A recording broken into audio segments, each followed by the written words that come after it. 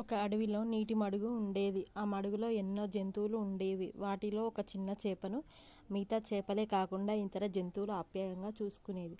ఆ చేప అన్ని జంతువులతో ప్రేమగా మాట్లాడుతూ స్నేహంగా ఉండేది. ఒకరోజు ఆ చేప ఈదుతూ మడుగు ఒడ్డుకు వస్తుంటే ఒక కప్ప చూసింది. కప్ప మడుగుకి కొత్త కావడంతో ఆ చేప గురించి దానికి తెలియదు. చేపను చూసి కప్ప, "ఏయ్ చేప, నువ్వెందుకు మడుగు ఒడ్డుకు వస్తున్నావు?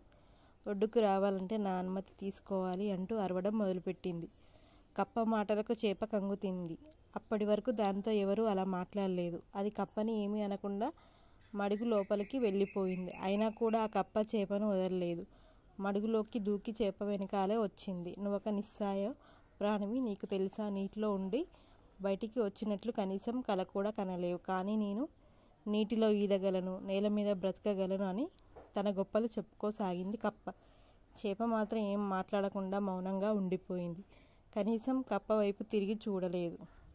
దాంతో కప్పకు కోపం వచ్చింది. కప్ప తన గొప్పలను ఏకరువు పెడుతూ ఉండిపోయింది. "నువ్వు కనీసం మాట్లాడగలవా? నేను శ్రావ్యంగా పాడగలను కూడా" అంటూ మడుగులో నుంచి ఒడ్డుకు ఎగిరి బెకబెకమని అరవడం మొదలుపెట్టింది. అలాగే చాలాసేపు అరవసాగింది కప్ప. బెకబెక పక్కనే ఉన్న పుట్టలో నిద్రపోతున్న పామును నిద్రలేపాయి. తనను నిద్రలేపేదెవరు చూద్దామని కోపంగా పుట్ట బయటికొచ్చిన పాముకు మడుగు ఒడ్డున కప్ప కనబడింది. అంతే, ఒక్క ఊదున కప్పపైకి దూకి కప్పను మింగేసింది. చేప చల్లగా నీటిలోకి జారుకుంది.